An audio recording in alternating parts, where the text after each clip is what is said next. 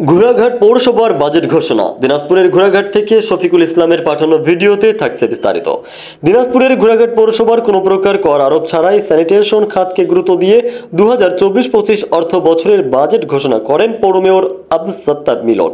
রোববার দুপুর 12টার দিকে পৌরসভা সেমিনার কক্ষে তিনি এ বাজেট ঘোষণা করেন। বাজেটে আয় ধরা হয়েছে 26,17,90,000 টাকা, ব্যয় ধরা হয়েছে 26,16,77,000 টাকা, উদ্ধৃত রয়েছে 1,13,000 টাকা।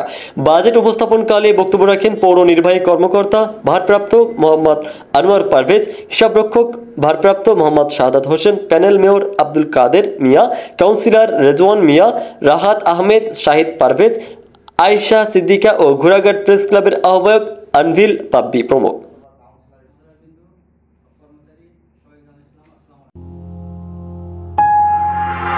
গাংচিল টিভি, সত্য প্রকাশে অনুসন্ধানে চোখ।